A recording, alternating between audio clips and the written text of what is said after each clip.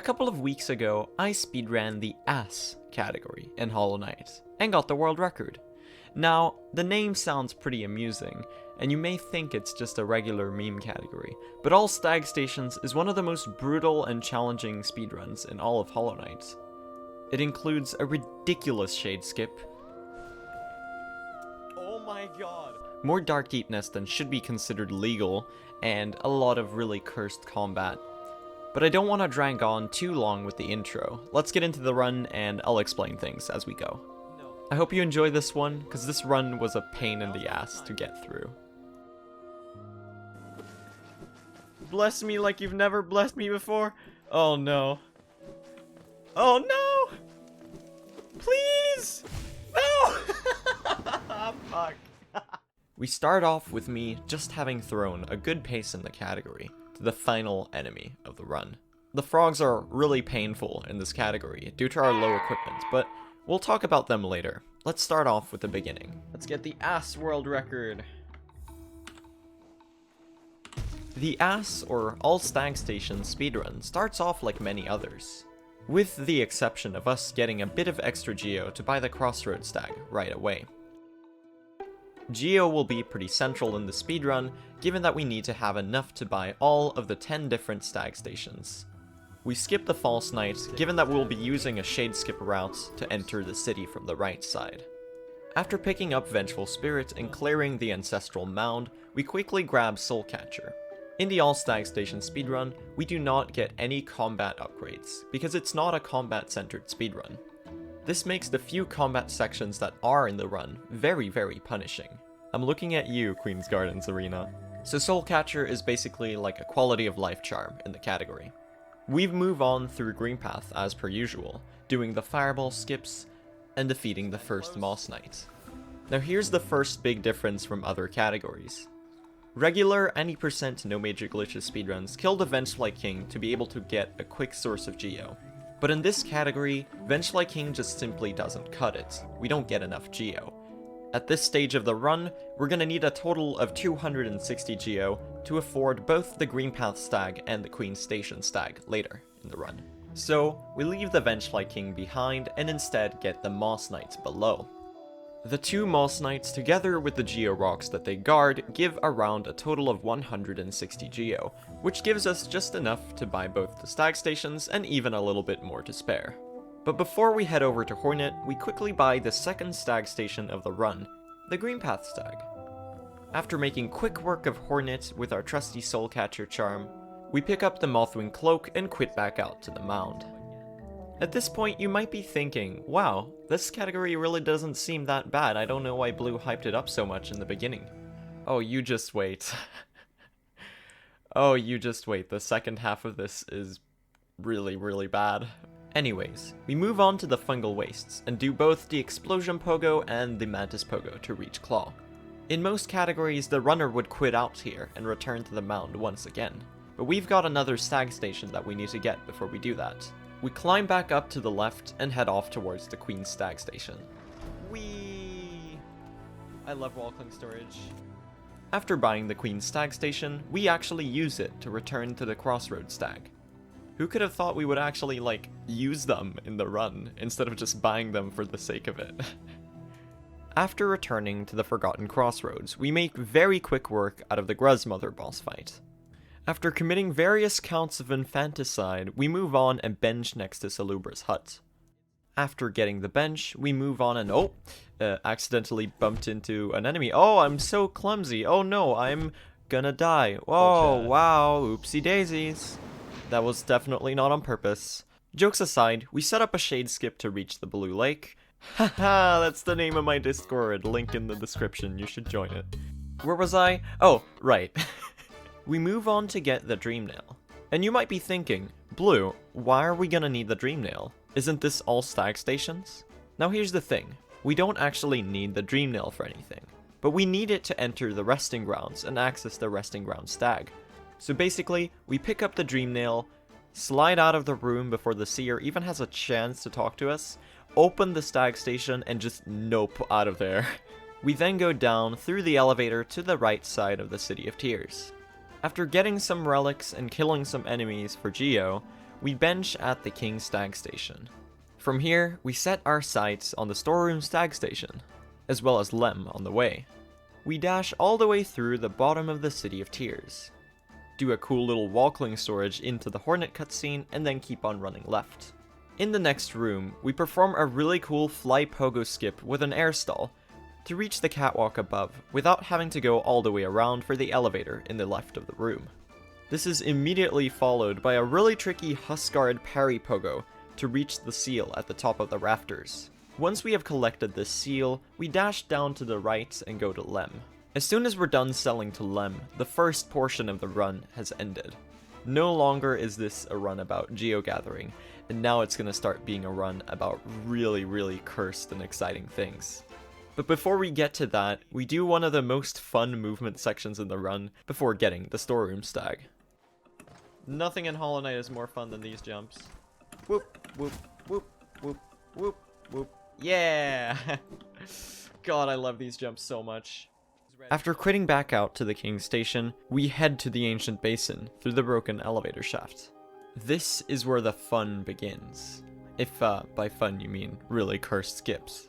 The reason we're heading to the Ancient Basin in the first place is to reach the Hidden Station Stag Station. Try saying that 3 times quickly. The Hidden Station Stag is located in the rightmost edge of the palace grounds.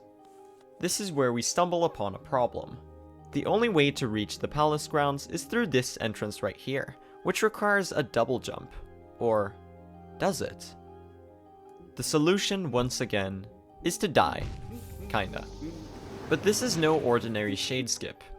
If you were to attempt to reach the palace grounds by just pogoing the shade, you're gonna run into a completely different problem. The shade simply cannot get this far. So instead, we utilize a completely different mechanic. Let me explain. The shade's abilities mirror the player's own, which means that if a player has a spell, let's say Vengeful Spirit, the shade will be able to do this ability when engaging in combat with the player. You see, the shade's fireball also has a pogoable hitbox. Yeah, you see where this is going, don't you? So while the shade itself can't reach anywhere close where we need to go, the shade's fireball can. So we just lure the shade in a position where it can fireball us and we pogo up, right? It's still not that easy. Firstly, doing the method like this will not actually kill the shade, which locks away a third of our soul container, but more importantly, our geo. We need the geo to afford the stag stations, so we're gonna need to make the shade skip even trickier. As soon as the shade fireballs us, we need to fireball them to kill them and then pogo up on their fireball to reach the top. Do it too early, and you kill the shade before it's able to fireball. The run is dead. Do it too late, and you miss the timing to pogo the shade's fireball, and the run is also dead. Secondly, the shade only does a spell instead of a regular nail attack 1 out of 5 times, so we need to get lucky as well. It's also possible that they start the fireball attack too early, when they're not in position to fireball in the correct direction or the correct height. Then we need to reload the room and try again. But if you get good patterns and good execution, then it might end up looking a little bit like it did in my run. Let's take a look. We're gonna go through the 3-step guide of the Hidden Station Shade Skip. Step number 1, get the bench. Step number 2 is, of course, to die. Step number 2 is dying. And step number 3 is praying for RNG. So chat, please give me some blesses, because I will need them. Please. Come on. Please shade, please shade, please shade. What? Oh my god. Oh my god. We got it on the first attack again. What? It's a 1 in 5. Oh my god. The RNG is literally insane. We got past the artificial RNG barrier to getting the world record in the category. Let's go. You might be thinking the Hidden Station Shade Skip was the hardest part of this run, but no, the worst is yet to come. It is time for Dark Deepnest. The All Stag Stations speedrun has more Dark Deepnest than any other category. The reason we go into Dark Deepnest is of course so that we can get to the distant village Stag Station. But we also need to end up in Queen's Gardens for the very last stag of the game. This means that we have to do Dark Deepnest from the bottom of the hot spring all the way up to Distant Village, and then back in and upwards to Maskmaker. Those last rooms on the way up to Queen's Gardens are the hardest part by far. The rooms are gigantic, and on your quest to climb all the way to the top, there are spikes everywhere. You also have to keep in mind that due to our lack of the lantern, any contact with any of these spikes will start you in the very beginning of the room, so mistakes are extremely punishing. Combine this with the spiders that spawn in the darkness and try to knock you off your path, and you've got a real recipe for disaster. And I haven't even mentioned the worst part yet. At the very top of this last room, right when you're on the very verge of escaping the Dark Deepnest, you reach one final tiny problem. Tiny, very small. The path that connects back into the Queen's Gardens is way too high up. It's intended that you have the Monarch Wings to return. Otherwise, the game strands you in Deepnest, assuming you have the lantern and the ability to get through the area. But remember those spiders that I mentioned, the ones that try to knock you off your path? Well, they can go anywhere in the rooms, because they climb on the background wall. We can actually use these spiders to pogo on and reach the top. We just have the very tiny detail that we are in the pitch black darkness and cannot see a thing. The rest of Dark Deepnest is hard and easy to mess up, but this brings it to a completely new level. However, if you manage to get through it, you only have two things left in the run. The Queen's Gardens Arena, which is a difficult combat section given our equipment, and the Frog Rooms, which have the sole purpose of screwing you over any and every time you enter their premises. Both the Mantis Petras and the Mantis Traders have a large amount of health, and therefore are quite tricky to kill with our unupgraded nail and weak fireball. But compared to what I just went through in Deepnest, this is child's play. As soon as the arena is completed, we climb up 2 more rooms and reach the entrance of the frogs.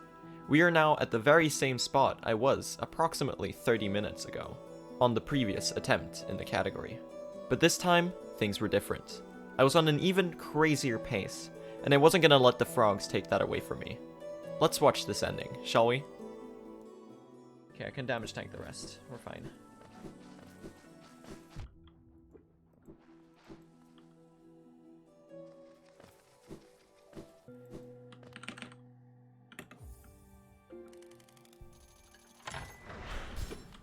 Okay. And then we talk to him. And time. Let's go. Let's go. Sub 28. He's so good. He's so good, chat. Ass world record. Let's go. Strimmer has the ass. That sounds weird. That's world record, chat, by almost 45 seconds. Exactly 45 seconds. Wowee. Hi, Editor Blue from the future. I just want to say that in the making of this video, my world record for the category actually got destroyed by NerfIrelia. So I'm gonna be linking their run in the description, and I think you should also check it out, because it's like a really good run. Also, I stream every day on Twitch, and I also have a Discord, which are both in the description. So yeah, hope you enjoy the video, and have a nice day.